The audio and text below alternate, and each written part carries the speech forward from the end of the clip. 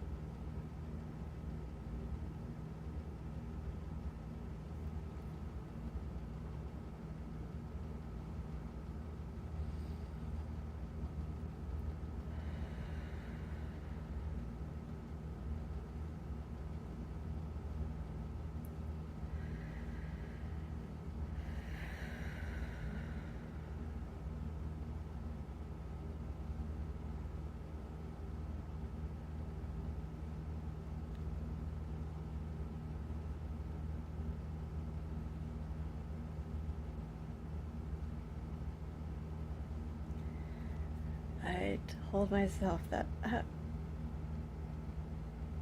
when I'm feeling a sad moment that I would come online to share the sad moments or frustrating moments.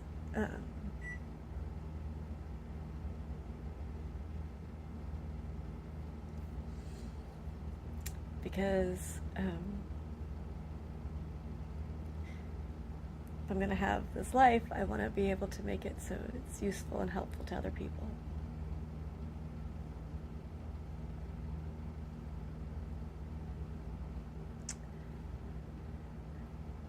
I don't know if this video is, I think, for other caretakers, parents, people who are around other people who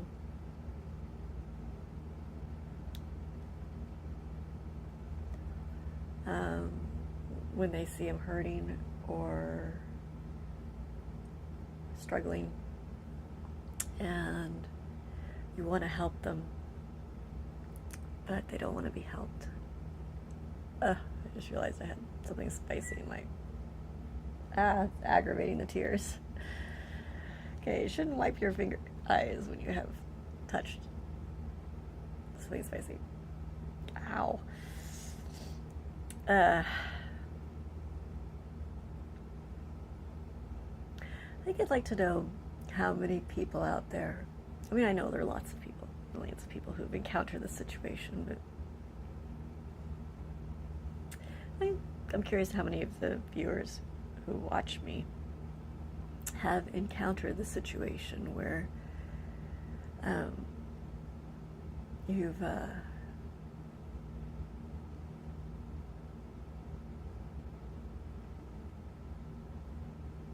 I think this happens a lot probably with friends of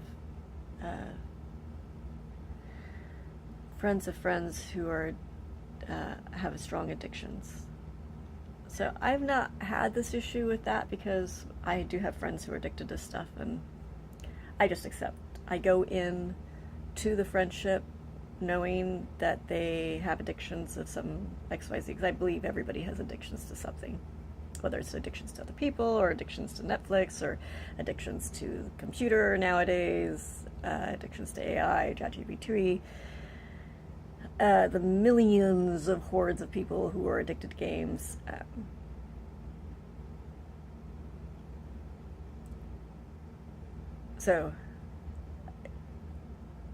But when you see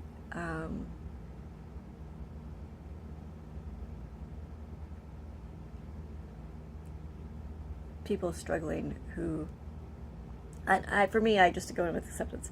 But there are sometimes when you see somebody who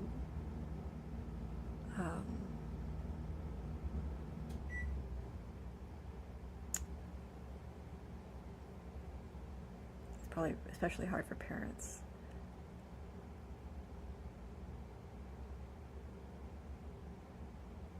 When you know what their hearts are,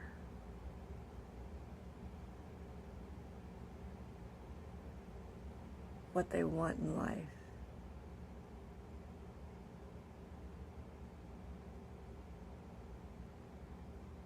I think a lot of people probably do this with me, where they see what I want in life and they're like, oh, well, Corinne, you could just do X, Y, Z and it would be so simple, and then your life would be turned around in a miracle and everything would be better. But there's certain quirks that I enjoy having and about my life, and I like that. So I imagine maybe people who are friends with me might feel as frustrated with me as I am feeling in this moment of somebody I know of who is struggling, who I know want their lives to be a certain way, and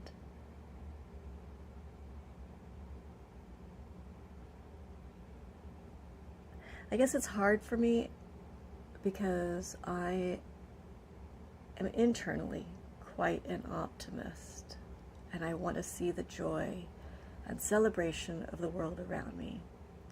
So when I encounter people who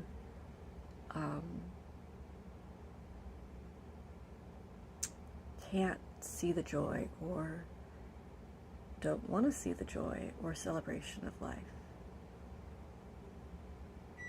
who just, they don't want to.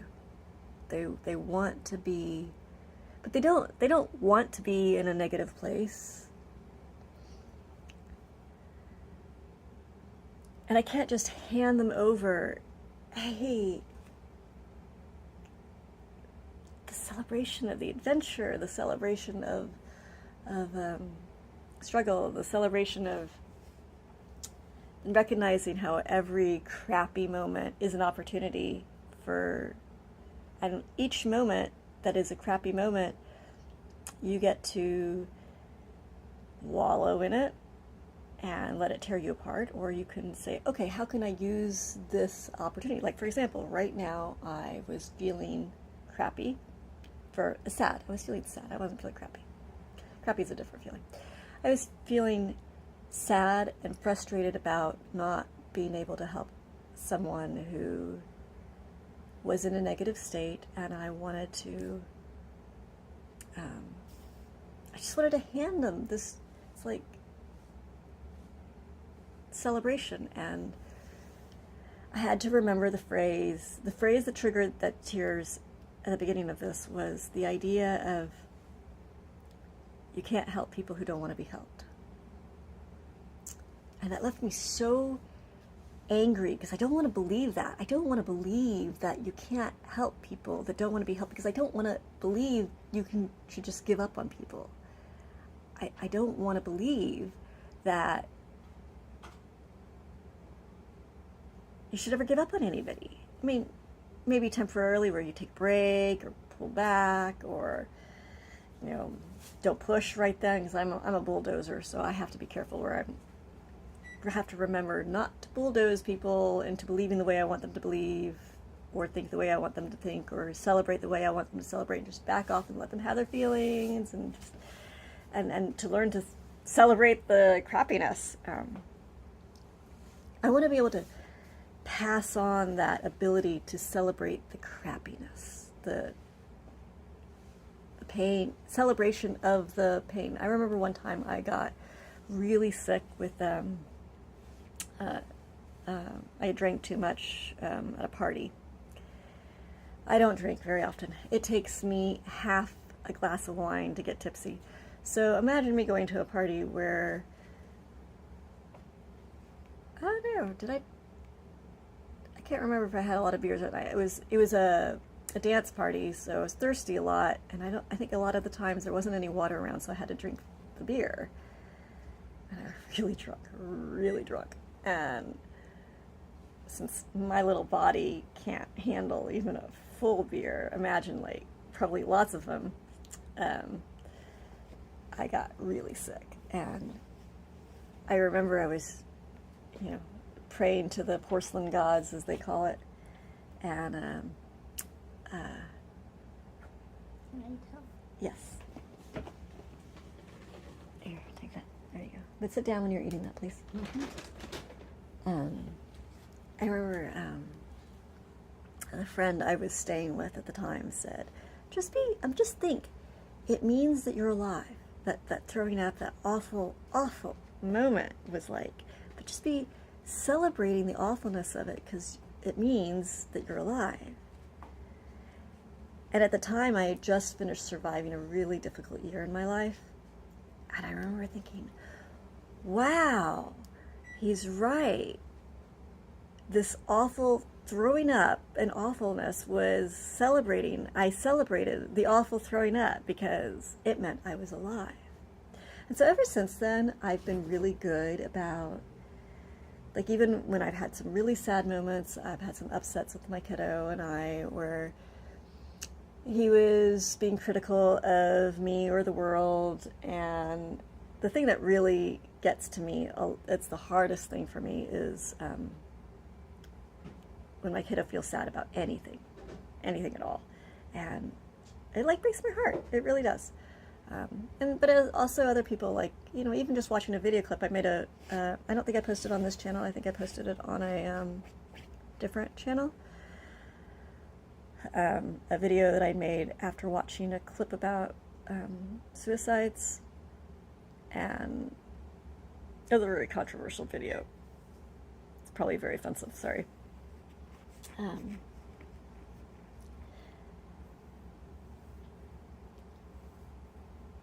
The frustration, though, of I got that skill, and how do you? And I know there's nothing. I know you just, I've been a caretaker, and I help a lot of people, and been there for a lot of people, and there's just this knowledge that you have to accept that when. And I can't right now. I know that one has to accept that knowledge. If there's just, you can't push a person who doesn't want, you can't. And I hate the word can't. I don't believe in can'ts. You can help them, but the way you help them, it's kind of like my mom. She's always saying, I want to help you, I want to help you, I want to help you. And I'm like, well, sometimes, Mom, the best way to help is by staying silent and quiet. And she's like, no, I want to participate in helping you, and I want to be right there and then, and be actively doing something. And I'm like, but what I need most, right, Mom, is for you to be quiet so that I can concentrate on what I'm doing. Of course, she can't do that.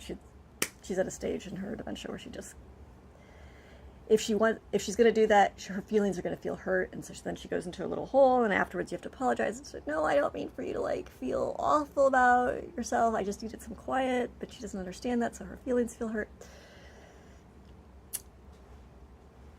So I do know what it's like being on the other side of it, where somebody else is wanting to help, and you're like, I just need you to back off and be quiet. So I know that sometimes you can help, but what help looks like is not something active. It's something where you're just there, loving. Okay, thank you. Finally, that insight. I knew if I talked this out, I used to write these things out. I used to write these journals. I wrote 10 years worth of journals, and they all got lost in one rainfall. It's really horrifying. So I haven't done much writing since then. And then I was on a dating app for a while, and I didn't use the dating app for dating. I used the dating app as my way of journal writing. I was on a sugar daddy dating site, of all things. because I was hoping that if I connected to somebody that I would get lots of money and find some really worthy person who just like loved me for me, and they would pay me money for being me. But you know that everybody on there just wanted sex, and I can't do that. So yeah, so I'm like, all right, we'll try this other avenue where when I am feeling sad, we'll just go on here and start rambling and hopefully make some sense to somebody and have some insight. And ta-da, just now. Oh no, did I lose it? That insight of being on the other side when somebody wants to help you and needing them to just back off. So I need to remind myself of that insight. I need to be able to see both sides of the person who you want to help and the person wanting to help. But yes, of the person who you want to help, being on their side of not wanting to help and being on the side of wanting to help, and recognizing that it's not that you can't help, because you can. I was right about that. You can help, but the way you help doesn't look, it's not an active, pushy, giving advice, giving suggestions. I hate suggestions, by the way. I hate advice. Who else hates advice?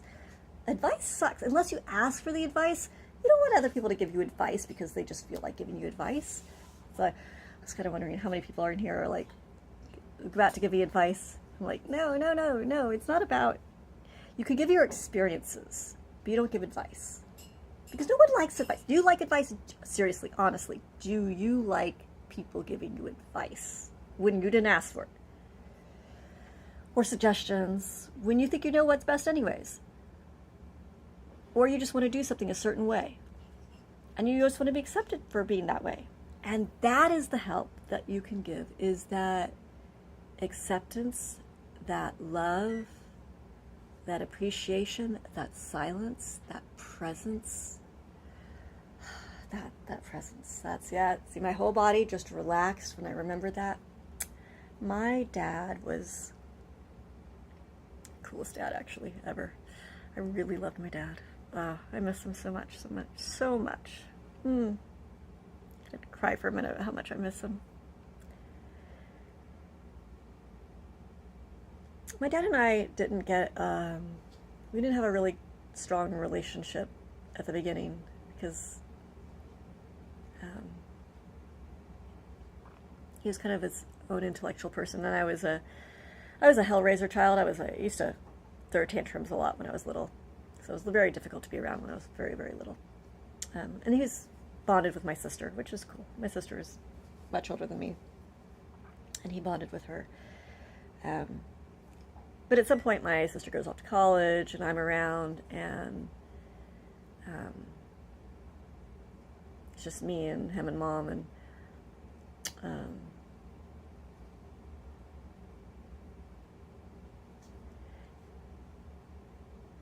he often took himself out of the picture when I was having tantrums.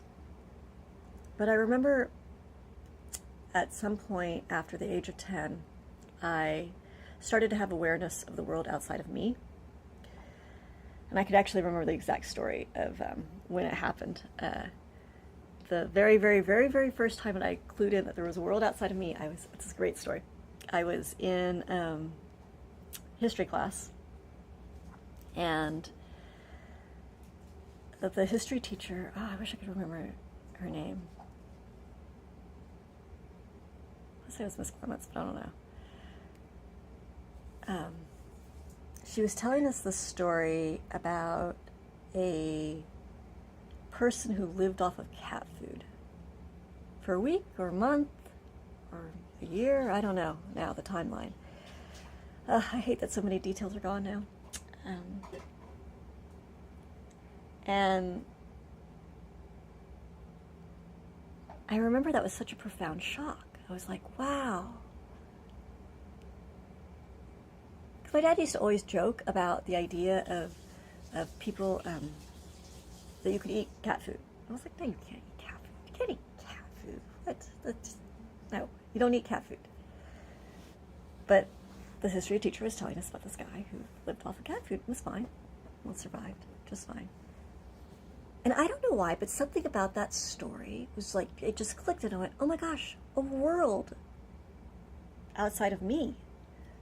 And from that point on, I started becoming aware of other people. And I remember watching the neighbors and watching them throw a tantrum. And I went, oh my gosh, that's what I look like when I throw a tantrum. And going, oh, wow. And I started just observing the people around me and started watching the shows. And I was like, oh, wow, that's what I look like. And that's just that whole awareness. The world just opened up to me. And I was like, and I became aware of the world. And I remember Dad saying, well, awareness is the first step. And for the last 40 years, I'm like, okay, Dad, what's the next step? I got the awareness down. What's the next step? Anyways, sidetrack.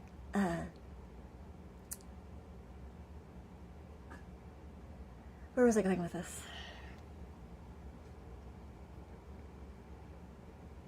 Shoot. Wish my son was around, because he would tell me where I was in this. What was my point? Rabbit holes. Go down a million of them. Centering body, listening.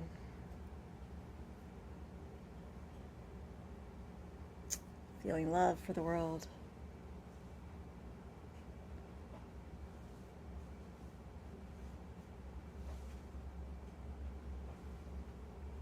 Having awareness. Oneself.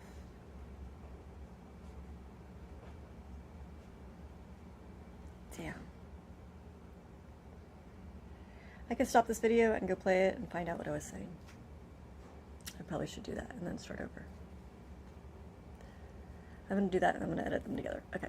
Okay, so I went back and looked at the video and refresh my memory of what I was trying to say about when you don't want advice and you just want presence. I love modern technology where you get to go back and listen to things and know where you were saying that. We do that so much. That's the reason why we record every conversation. Oh, keyword, by the way, is Dad. And presence, right? Presence, that's keyword.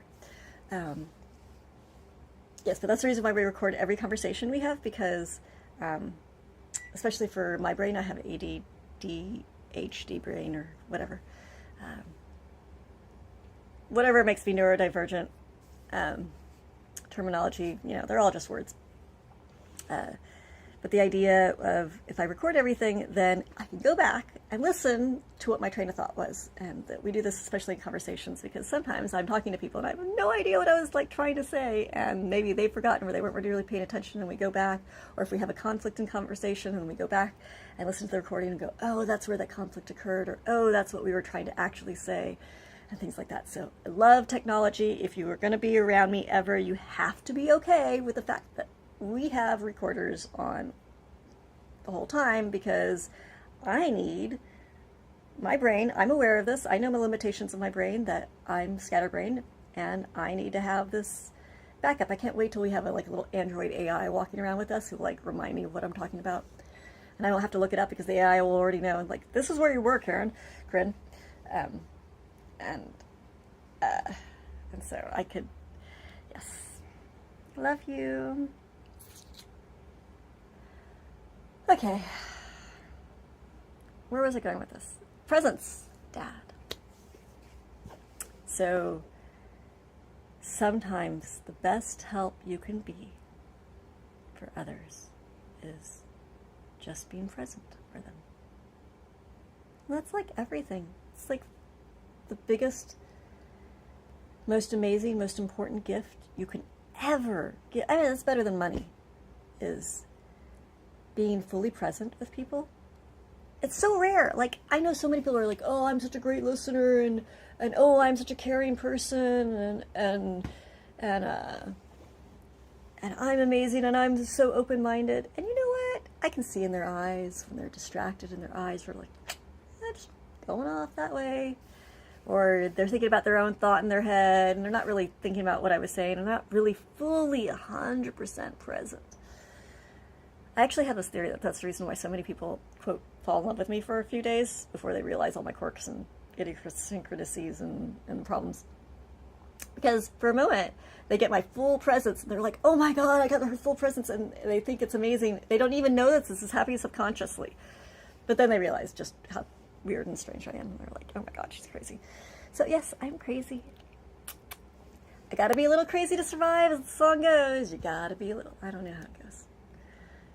I can sing my own version of it. You gotta be a little crazy to survive. I have no idea how that song goes. Yeah, somebody should put the clip in there, link me to the song so I can listen to the song. So yes, I'm a little bit crazy, but every now and then I have some amazing insights, and it takes me forever to get there. But I don't know if anybody watched this, and if you did, send a hug, because, you know, there's always needs more hugs in this world. I send you a hug. Thank you for letting me just exist, and instead of writing these thoughts down, following my thoughts to the point where I could be like, okay, this is what I need to do. I feel more empowered now of what I need to do. I can help the person by just being full of love, being full of presence, and giving the gift that's so hard to give in this world. Now, money is another awesome, wonderful gift. So if you can't give your presents, please give us some money, because that helps pay the bills and get the food in the mouth. And actually, we already have somebody who helps with the food.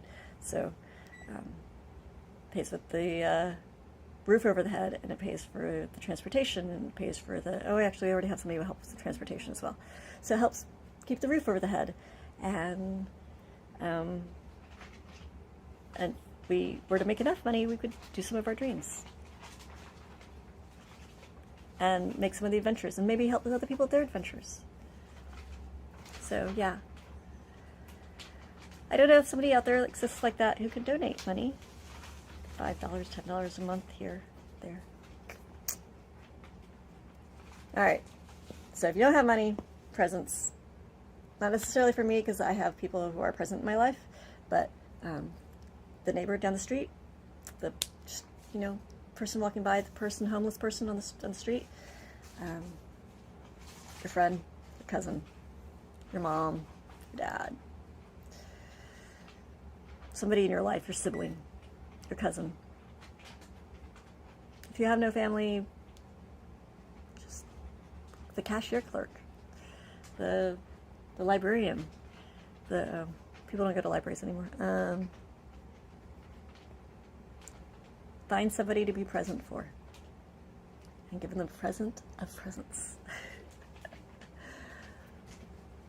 And also give them money. Find out what their dreams are, what they need help with being paid in life, because everybody has some project. Even the wealthiest people in the world have some project they want funded. Find out where you can help fund one of their dream projects. How about? All right, well. Okay, so I gotta wrap this up because I'm being summoned away and have people to take care of.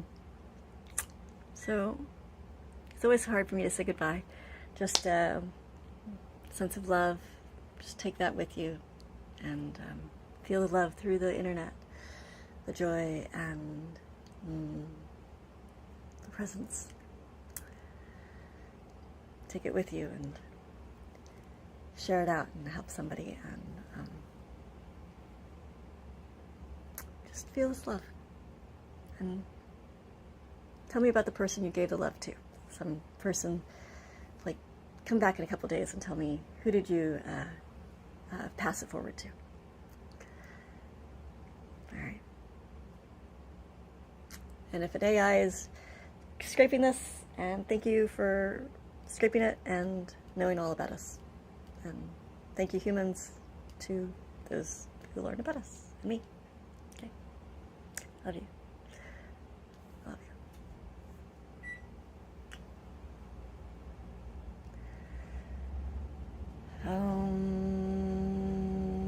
It's really hard to do that without my son around. I really should be back from his walk soon. But okay, we'll do it with you. So let's all do an together.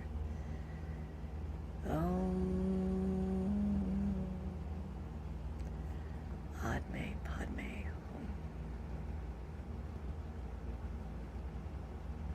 Hmm.